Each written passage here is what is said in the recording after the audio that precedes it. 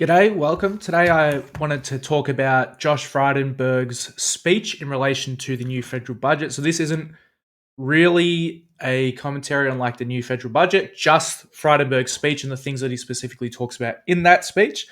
The $49 million going towards planting trees in southern Tasmania, I have nothing to say about at this stage, right? We'll get there when we get there.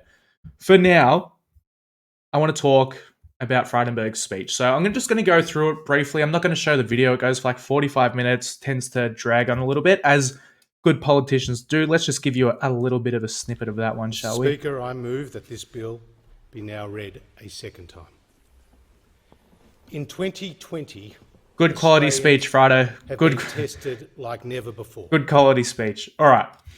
So at the start, he's going through and really setting the scene in which this budget is being delivered. So we're looking at flood, drought, fires, and a global pandemic. So 3 out of the 4 are things that happen year in, year out, Labor or Liberal. It oscillates like a coin. And then we have a global pandemic. Okay, that's the one, mate. Just say it's a global pandemic. You know what I mean? So many Australians, through no fault of their own, are doing it tough. Lives are being lost, businesses closed, jobs are gone, and our cherished way of life, the Aussie way of life, has been put on hold. But guess what? It's coming back. We're making it come back. I will point out as well something interesting. I don't know if this is like normal for Frydenberg's speeches or not, is that he's got here check against delivery at the top of his page. I don't know if that's on purpose. I don't know if like a staffer accidentally left that on when it should have been taken off. Anyway, let's plow on. So tonight, a grateful nation gives thanks. Now, is that relevant to the budget? Like, is he saying that because this budget is so good, we're giving back to the local heroes, the healthcare workers, the volunteer fireys, the supermarket shelf stackers? Or is he just saying thanks? Not sure. The invisible strength of Australia, resilient, and a good callback as well. The Great Depression, 2 world wars did not bring Australia to its knees, neither will COVID-19. I would have to fact check the Great Depression stuff. I feel like that's probably as close as it's come. Hard to say. Anyway, we'll move on. So basically what I'm going to do with this speech is just go through the sections as Frydenberg brings them up, and we'll go through, see what he has to say. Maybe at the start of this, I'm being a little bit too critical. Like, to be fair, Australians have been tested like never before. Like, this isn't a normal year. This isn't a normal 2020. Hopefully 2021 is nothing like it. And even within like the chaos and confusion, there has been like these courage, commitment, compassion that he is talking about. You know, I remember when the commission flats in Melbourne got closed down, like people were lining up with bootloads of food to give, water, food, even clothes, all sorts of things. So, you know what? Maybe I was a little bit harsh. I'm just excited. Let's give Frydenberg a break, shall we? All right, let's talk about the economic environment. So, the most severe global economic crisis since the Great Depression. Worse than the GFC? I wonder. Not sure. Across the world, the equivalent of 600 million people have lost their jobs. So what what does that mean? 600 million people have lost their jobs, or like 600 million full-time jobs gone? Like, just a really specifically weird way to phrase that. The equivalent of 600 million people. Very odd. 4.5 global contraction compared to just 0.1% during the GFC. That seems really low. Doesn't seem like a global financial crisis. I guess it's all relative. We've been hit hard. Home state of Victoria is in lockdown, correct. In response, the Morrison government committed unprecedented support, saving lives, cushioning the blow, and helping Australians remain in work. Now, of course, as a Liberal member and member of the cabinet, they are going to blow their own horns here. But I actually think that's a fairly fair response by Frydenberg. things like JobKeeper really is unprecedented in Australian history. I can't think of a single thing like that in the history of the country, really. Like a wage subsidy is not something that's ever existed here as far as I know. Whether or not you can argue that they saved lives is probably another... That one's maybe a little bit harder to say. Let me think about that one. So depending on who you ask, they would say that actually what happened is the federal government let a lot of people die, particularly in aged care. You would also say that them trying to push the borders to reopen, particularly between New South Wales and Victoria, as Victoria was coming out of its first wave. Although New South Wales thankfully didn't listen to that. Maybe that's, saving lives. I wonder. Look, certainly what they have done, if we exclude that one, I think they have cushioned the blow. They have done a lot of things to encourage investment, to keep people in work. Even those that can't stay at work, they're at least making an income. So yeah, look, overall, the federal government's response to coronavirus has certainly been a pass. You can, I think, almost certainly say that, particularly when you compare it to other countries around the world. Our measures were temporary, targeted, and proportionate. So that's always been the three words that the coalition governments, and particularly Josh Frydo, have wanted to associate with their kind of corona packages. I made a YouTube video about this some months ago when they were announcing the first, second, and third packages. In all three of them, I believe, they said those three words: temporary, targeted, proportionate. The government was not announcing that from this day forth, there is a universal basic income in Australia. The government was not announcing that. What they were instead saying is, here's a time-restricted measure that blah, blah, blah, blah, blah. So cash flow boost, I don't actually know about that. It's $28 billion cash flow boost. He's put it in he's calling it a noun, a proper noun, tax-free cash flow boost. So I think this was the lump sum payments to small businesses. Yeah. Between 20 grand and 100,000 by lodging their activity statements, blah, blah, blah, blah, blah. Yeah, okay. So that's probably a good thing. Keep businesses going. There is some talk of zombie businesses that are only able to stay around because of things like JobKeeper and the cash flow boost. Probably true. Is that a terrible thing at the moment? Not so sure. So he's just kind of talking about some of the things they did here. Job Seeker doubled the safety net. Yep. Until now, yes, it did. It no longer does, though. Together, our actions saved 700 jobs. Was he saying the government together with the Australian people saved 700,000 jobs? I don't know. There are a couple of these words already where I'm who is he actually referring to here? And I think in a spoken speech, they might slip past, but hard to say. Oh, here we go. Gold. We could do this. This is, by the way, the same thing that they've been talking about with the NBN.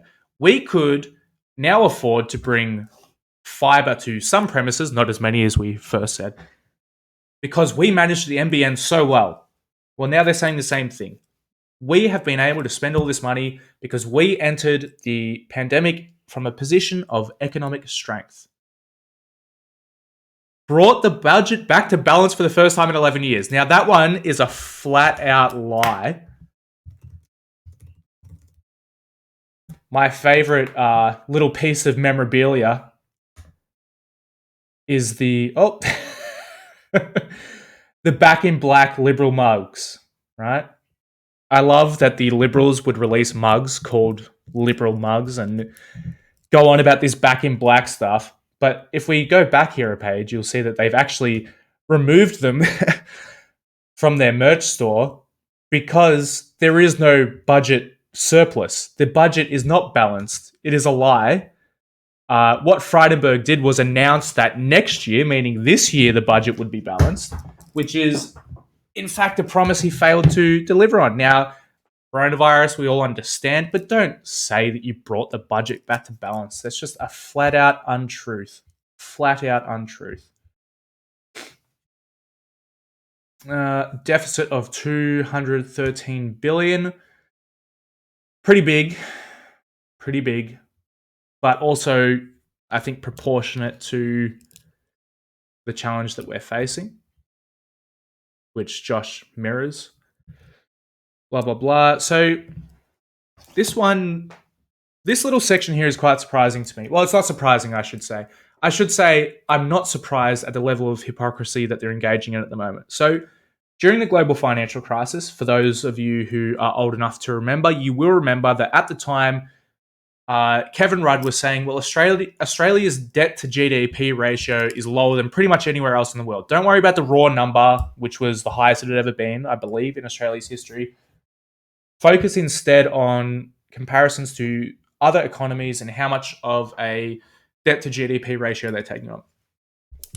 So what Frydenberg's doing here is saying Australia's net debt as a share of the economy, debt to GDP ratio, will peak at half of that in the United Kingdom, a third in the United States, and a quarter of that in Japan. Now, great, that's a good thing. But at that time, the Liberals would not accept that. That was not the sort of thing that they would just say, oh, well, yeah, you're right. It is pretty low compared to other debt to GDP ratios in the OECD. Instead, it was the raw number.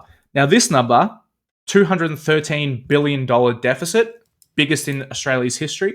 $703 billion net debt, biggest in Australian history. Now, again, I'm not being critical of Frydenberg for those facts, but what I'm being critical of is the two-facedness about how they're actually dealing with that fact. Australian economy contracted by 7% in the June quarter. Now, if I'm not mistaken, that means quarter ending in June. Well, yeah, because you would have it in financial years, right? So that would be the quarter ending in June, which would make that like February to June. So it's a bit out of date. I know it's like the newest number that he has, because I suppose there hasn't been a July to November quarter yet. Hang on, how long's the quarter? 3 months. July to October. So he probably does have those. They'd be not far off anyway. More than half those who lost their jobs. Australia is up to the task. Love this kind of like faux nationalism. Maybe it's not faux nationalism. You know what? I'll give Josh the benefit of the doubt, and I'll say he actually believes that like Australians are this certain breed. They're up for it. You know, they're up for the fight. Okay. Now this one, yeah. Rebuild the economy and secure Australia's future. Grow the economy, create jobs. We're not going to increase taxes. Like, this is all Liberal Party 2011 type stuff, right? This is Tony Abbott in opposition. He has chucked in a couple of things. We're going to guarantee essential services. If that is actually the case, fantastic. And our plan is guided by our values. So whose values are those? Well, the Liberal Party's. Let's take a look.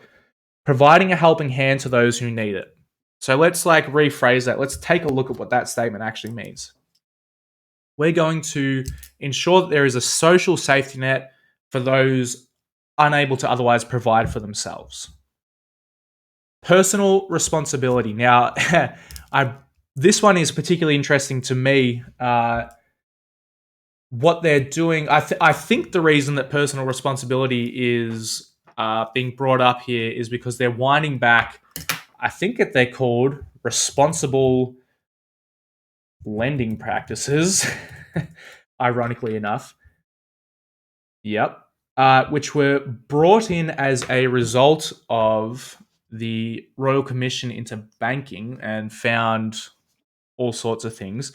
I believe the key measure specifically that's being wound back is that it is no longer incumbent on credit agencies to seek extra information relevant to income and expenditure. So, for example, if I submit for a loan, say, it's no longer on the Commonwealth Bank, for example, to do extra checks to verify that my income is actually what I say it is. So as long as that money is going into my bank account, they don't really they're not going to check, oh, is that who is getting paid from? Is that the actual amount is getting paid from? So on, so on, so on, so on. That's my understanding. I could be wrong to that. I'm open to being wrong to that.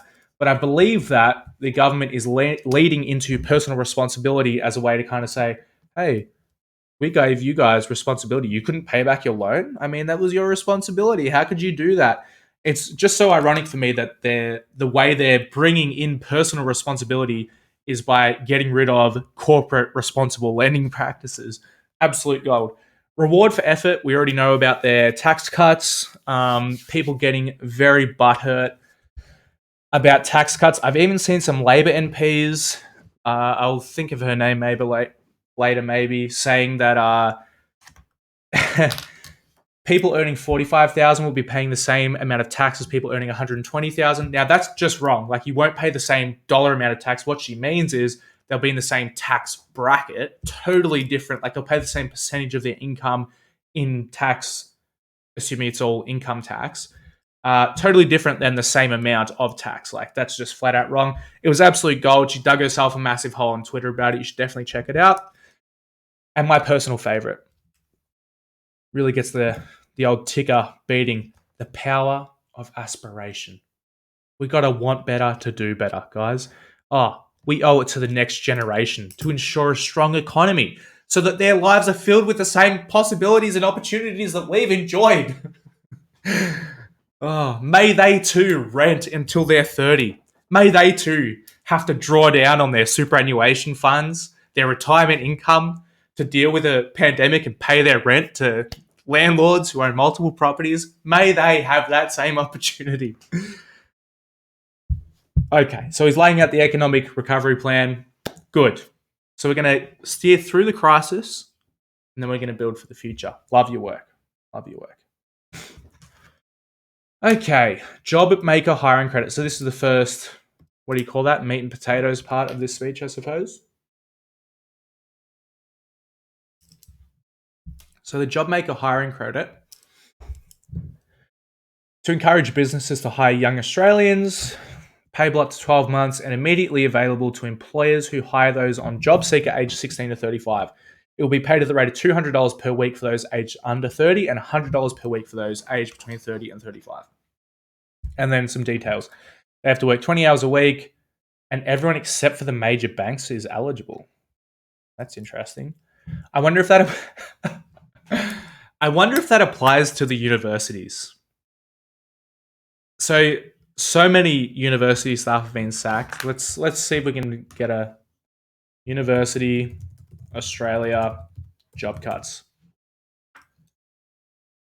So they're estimating 21,000 university jobs have gone. Wouldn't it be absolutely hilarious if, because of this credit, the universities were simply able to rehire all of those people and get paid $200 per week to do so? So the vast majority, I would hazard a guess, of university staff laid off would have been casuals, probably doing their masters or PhD, probably under 30, almost certainly younger than 35. So the universities, I think, would qualify for this job maker stuff. Treasury estimates this will support around 450,000 jobs. It means more than an income. It means independence, opportunity, blah, blah, blah, blah, blah. We can't let this COVID recession take that away. So it's very interesting that they're framing it as a COVID recession, which I think is a fair frame, actually, whereas the Labor Party is certainly trying to frame it as the Morrison recession. So initial thoughts on this job maker thing. Probably on the face of it, like, is it a bad idea to incentivize workplaces to hire young people? Probably not. We do know that the longer young people are out of work for, kind of the harder it's going to be to get back in. But on the flip side, well, and if we continue on the young people for just a moment, if you're under 30, how much assets do you have saved away? Like, how long are you realistically going to be able to not work for, particularly after they drop New Start, or what's it called now, Job Seeker, back down to its original level? Probably not that long. Like, you probably don't have much capital to draw down on. So it makes sense to incentivize businesses to hire younger people. Does it make sense to incentivize businesses to hire young people at the expense of everyone else? Probably not. I think like one of the big stories of the COVID recession, I'll side with Frydenberg on that one, is that the majority of job losses have actually gone to women, and it's because they're in casual work. More generally, it's going to be face-to-face work, caring work, education as well, that sort of thing. And so women have, I understand it, suffered the majority of the job losses. It would make sense to me to kind of target women, and particularly actually older Australians, believe it or not. I think as a result of this recession, there's going to be a lot of people in their 40s, probably not 40s, early to late 50s, early 60s, who probably weren't quite ready for retirement, but may not actually have a choice now. If we think about the number of like jobs that are gone and will never come back, 50s and 60-year-olds are not like competing for the same sort of jobs that these young people will be able to get, basically. So yeah, probably on the face of it, it good. Like it's better than nothing. It's better than nothing, I think, at this stage. Investments in skills and training. Job trainer. They're really going for like these. What's the word where you like mash two words together? Mash two words together. Word combine. No, portmanteau. That's the word I was looking for. They're really like their portmanteaus. Job seeker, job keeper. Very confusing. Job hirer. No, job maker. Job trainer. There's the home builder. I'm sure there's others, but they're really liking him lately. Someone in their like in the focus groups they've been allowed to run, one guy was like, portmanteaus, fucking love them. Make it happen. Anyway, back to the meat and bones on this. So 340,000 free or low-cost training places for school leavers and job seekers. I assume by school leavers, they don't mean people that have left school. I think they mean people that have finished school. Maybe. We're also committing 2.8 billion to protect apprenticeships and trainees. So I think those are existing apprenticeships and trainees. I imagine they're not new positions. Oh, okay. So they're already existing. Gotcha. I do remember the apprenticeships one. They were like subsidizing half the wage, or yeah. Anyway, there was things they were doing. So another 1.2 billion to create 100,000 new apprenticeships. How did it cost? Like 180,000 cost 2.8 billion. So you're looking at 1.4 billion for 900,000, right? For 90,000, rather. 90,000, 1.4 billion. 1.2 billion for 100,000 for the same wage subsidy. The same. I don't get it. I'm sure there's brighter minds at work that are putting this stuff together so that people like me who don't really get it. But that just seems odd. That seems odd. All right, we've got short courses, Commonwealth supported places for higher education 2021. That is so controversial. So controversial. So for those that don't know, the Liberal government is attempting to pass, and from the sounds of it, will pass a new higher education bill that's going to double the cost of like humanities degrees and try and make nursing, STEM, and some other things cheaper, right? They're calling them job-ready courses. And they're also doing a bunch of other things, like if you pay your course fees up front, you get a 10% discount, which of course only advantages rich kids. So on. Combine that with the 21,000 sacked university staff. I'm not sure how 12,000 new university places fits into any of this. I really have no idea. If you've now got 21,000 less staff, how are you going to how are you going to accommodate 12,000 new places? It just makes no sense. And like, if you're so focused on building up STEM and job-ready programs, right? That's what we're talking about. Short courses in IT, health, science, teaching.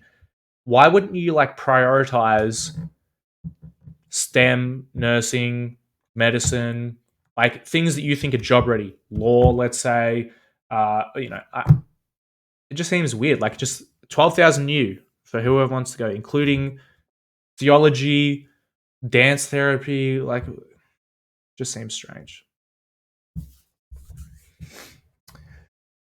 We are investing in regions across Australia to connect job seekers to local employment opportunities. A list of a bunch of places, including in Darwin. Yeah, Townsville. Woo, Cairns. Yeah, in our north. Oh, all of the north. We're going from north, south, east, and to the west. Dang. That kind of funny they don't say anything about this. In a modern economy, workers and businesses need to adapt. We're going to make changes to the tax system to encourage businesses and employees to retrain. Where's that? Where's the retraining? School leavers and job seekers, I suppose. But that's not like workers. I guess they're unemployed workers. All right. Last year's budget, we promised the Australian people tax relief. So that was going to come next year. They were going to lower the tax brackets. They're doing it now instead and backdating it to 1st of July. So the argument with lowering taxes is that it will stimulate investment.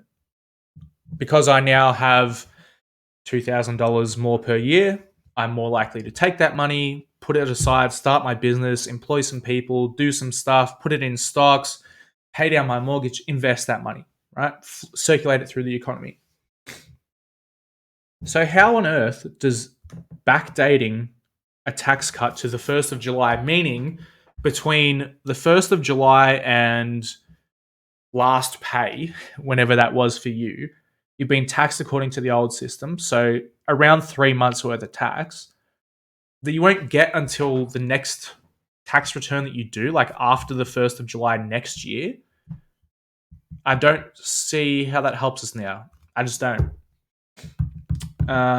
Like in general, I'm probably okay with lower tax as long as we can afford like our services. We don't want high taxes just for the sake of having high taxes. We want them to fund the things that we think are important. Yeah, how likely are they to stimulate the economy? I don't really know. Anyway, let's keep going through it. So they think it's going to create 50,000 new jobs, just these tax cuts. Blah blah blah. Like lower and middle income earners will receive up to $2,700, right? And the key word there's two of them. Up to. So I think the figure that I saw is that if you're on a lower income, you're going to get about $1,000. So like a third of what he's promising you here, basically. They're going to bring forward stage 2 of the tax cuts, blah, blah, blah, blah, blah. So the bracket is changing. Here and here. Bracket's changing. So up to $120,000 is where the 90,000 bracket was, and 37 goes up to 45. That's pretty cool. Middle income tax offset. I don't really know what that is. Low and middle income tax offset.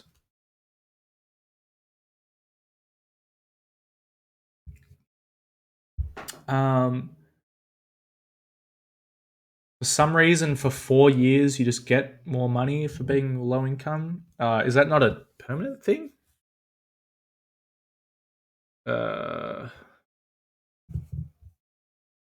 Yep. Okay.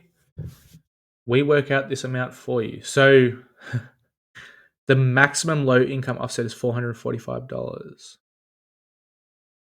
So earn less than $37,000, you get $445 off your tax return. And what years did it say that this is going for? Hang on. Yeah, examples. I saw it here. Because what it looks like to me, and I could be wrong about this. When's the next election year? Next election year Australia.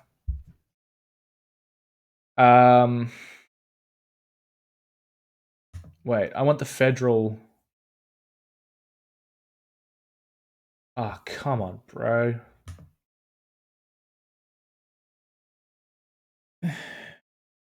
Look, I think it's around 2022, right? 2022, 2023, somewhere around that mark.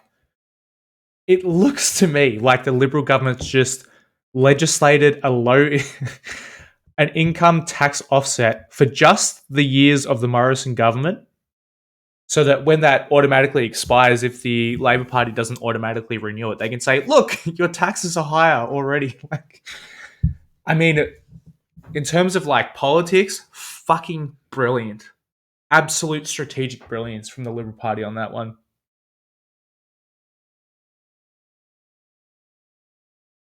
All right, let's keep rolling through here.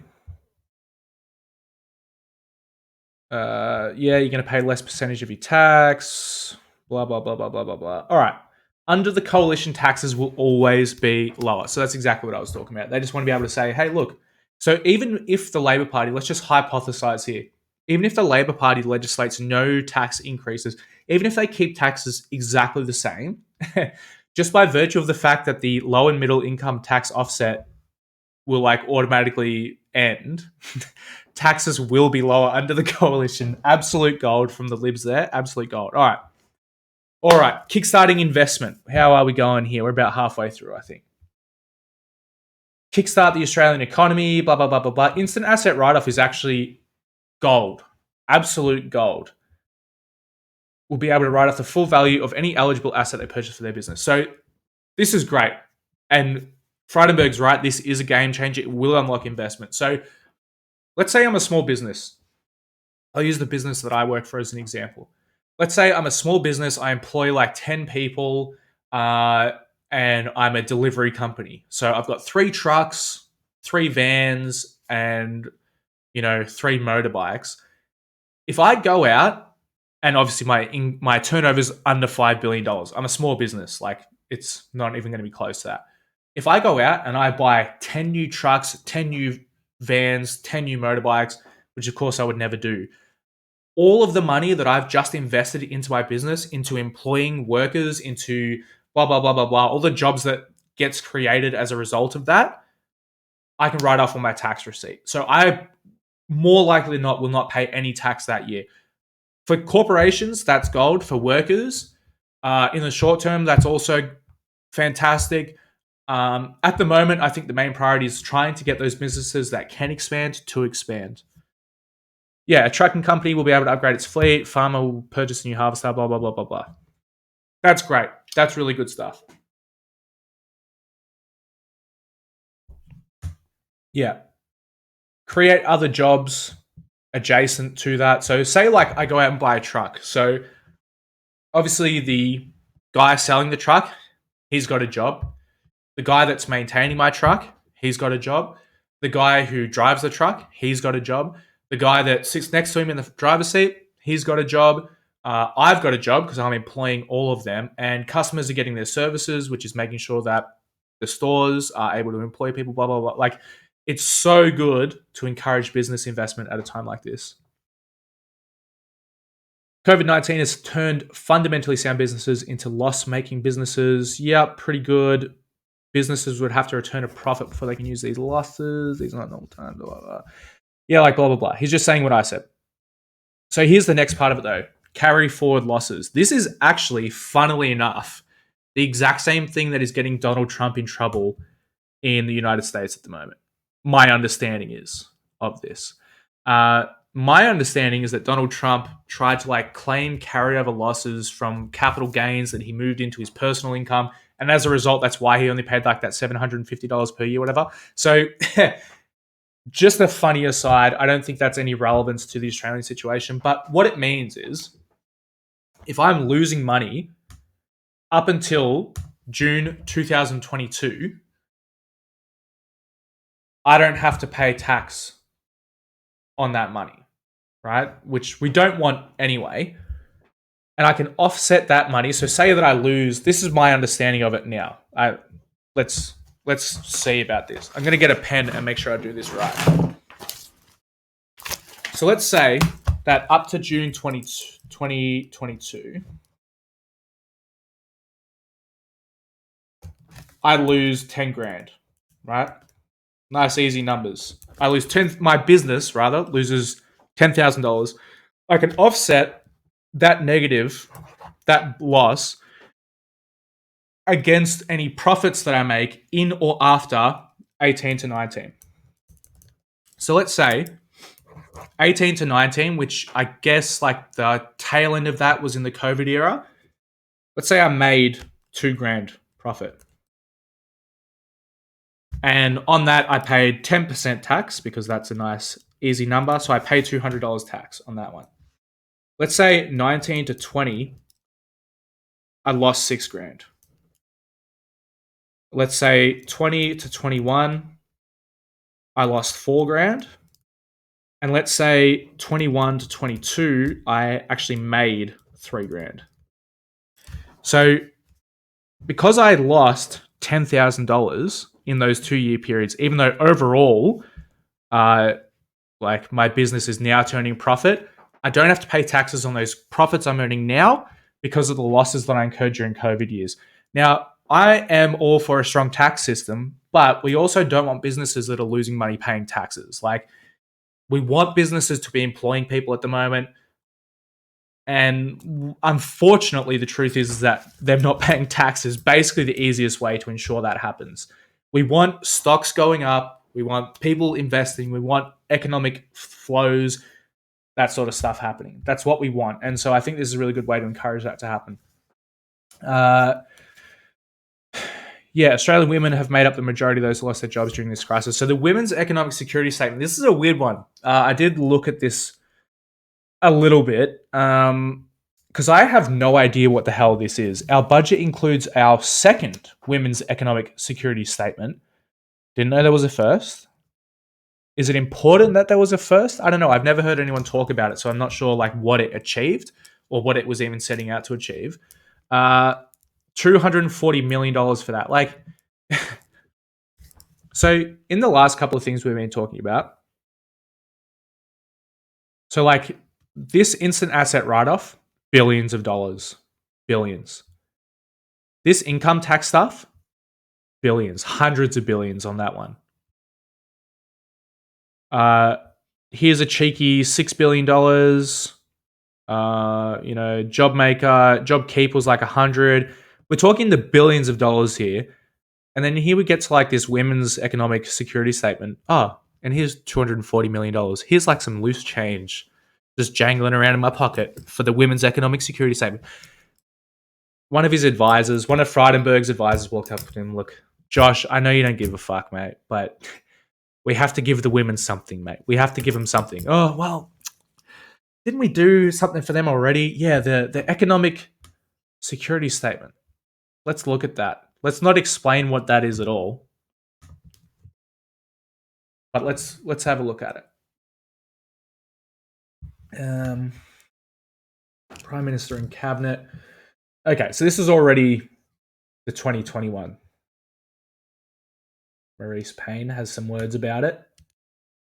A tiny, insult to women is insulting women's agenda. Never heard of it. Smart company. Haven't heard of that either. Look, I don't know about the Women's Economic Security Statement.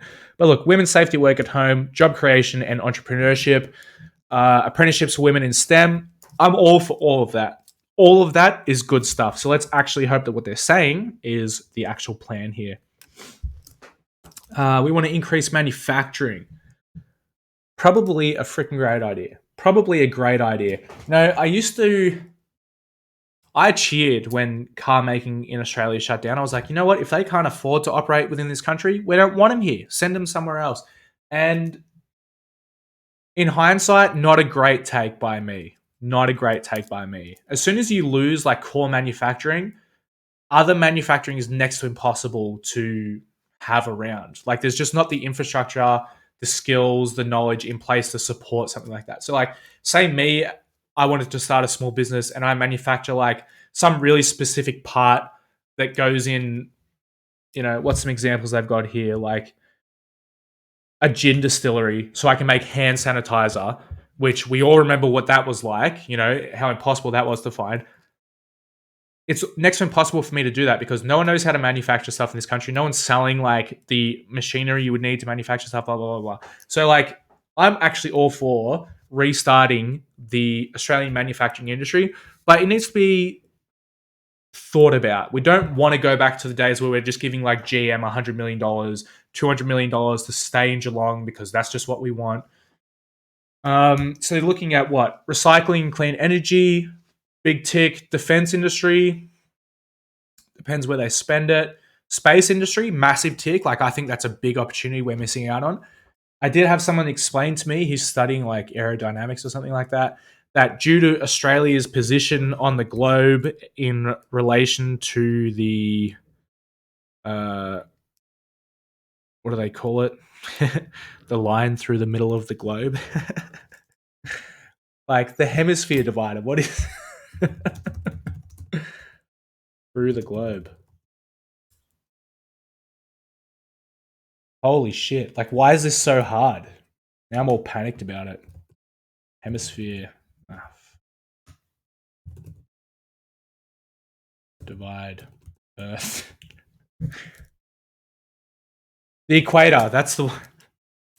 So apparently, due to Australia's position on the planet relative to the equator, it's harder for like rockets to get into orbit from here than it is from the middle of the Earth due to like centrifugal force. The further you are away, like the closer. Anyway, he said it's hard.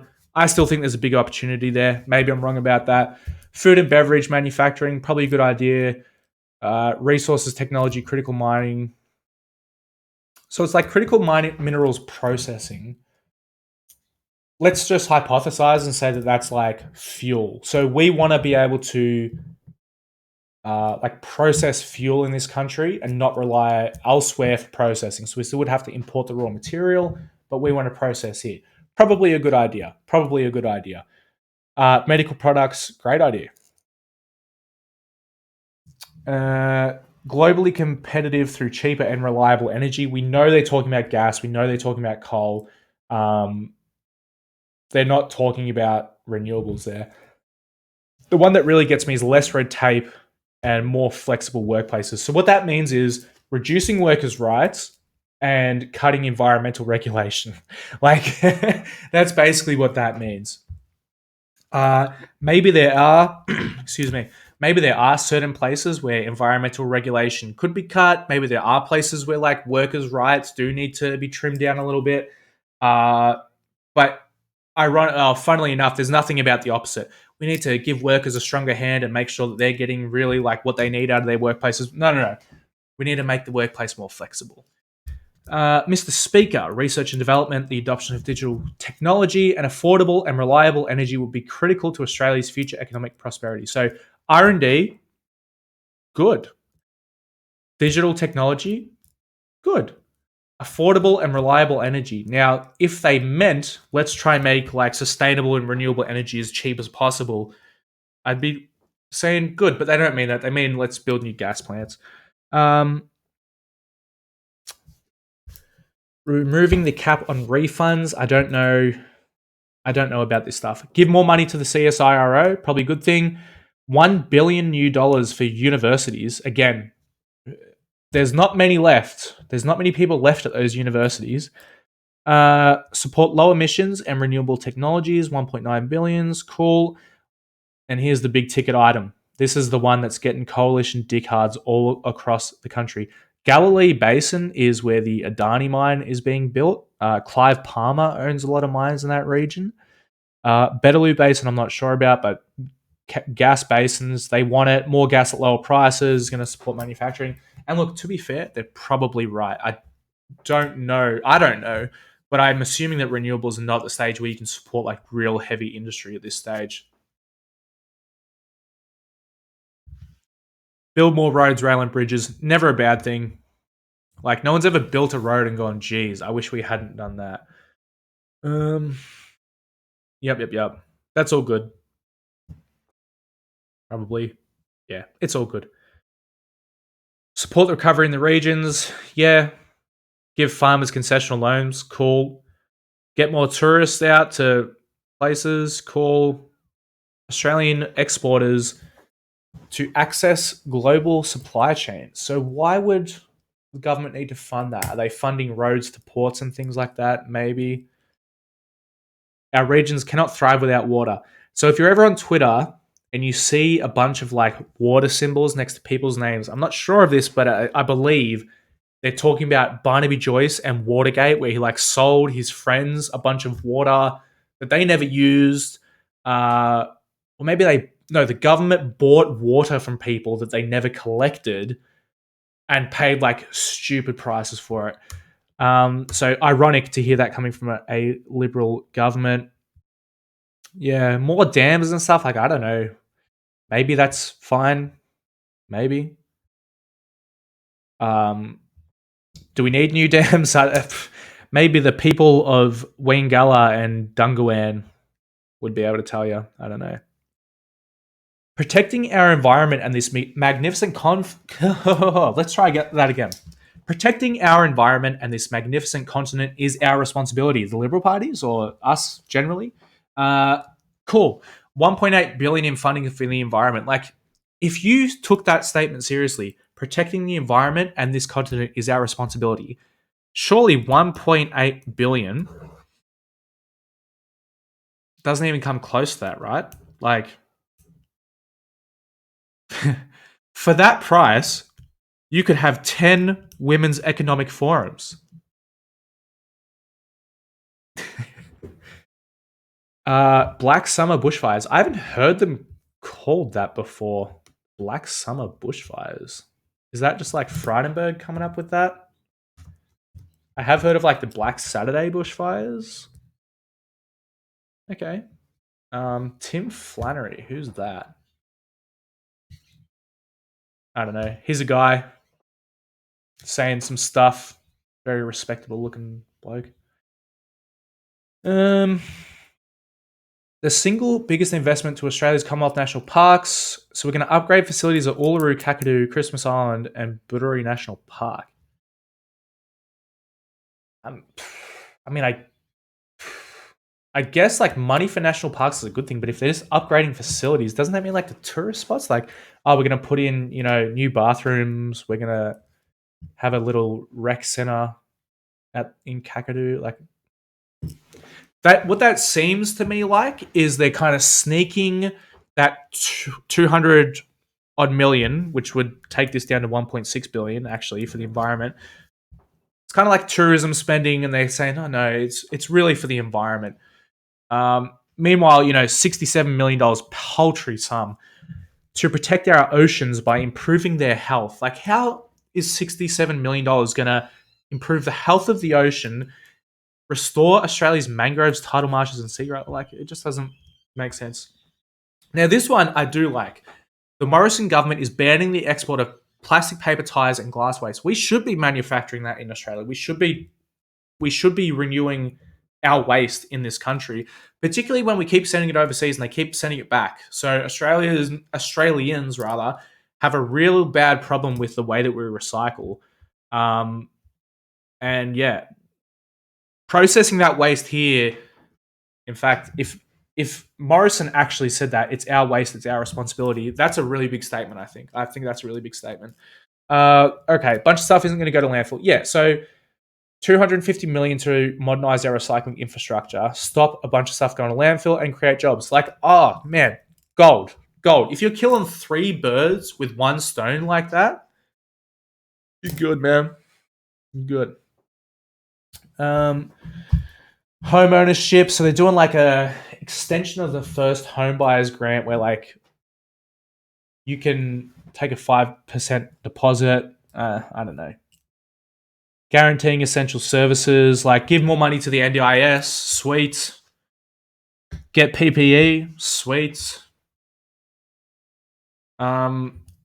We've secured access. This one, I remember reading about it in the news. So they announced Morrison himself announced that a deal had been signed with a pharmaceutical company saying we're going to get vaccines.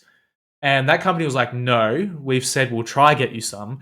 And then like a week later, they re-announced the same deal that had already been poo-pooed. So I don't know. I can't verify the go with that one. Yeah, mental health services. I'm not seeing any.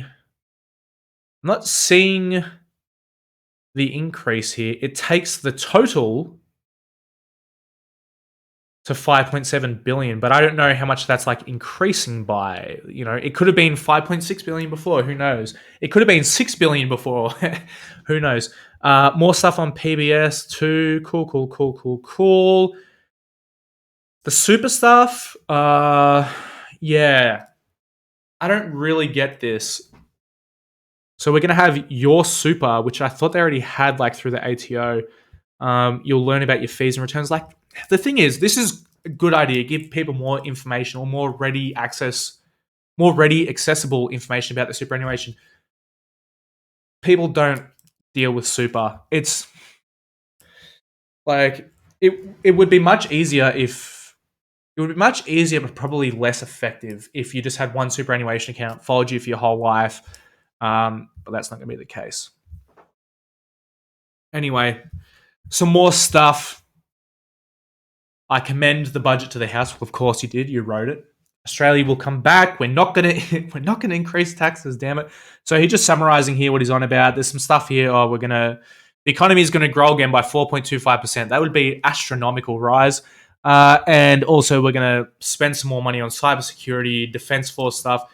Like $450 million is provided for our law enforcement and intelligence agencies to keep Australians safe from foreign and domestic threats. Have like foreign and domestic threats increased during COVID? I would have thought like maybe you could reel some of that back in. I'm not really sure. Anyway, I'm delivering for Kooyong. Love you, Josh, but mate, you should be delivering for the country at this stage. I'm going to call it there. Thank you very much to those watching, and I will see you next time. Thank you.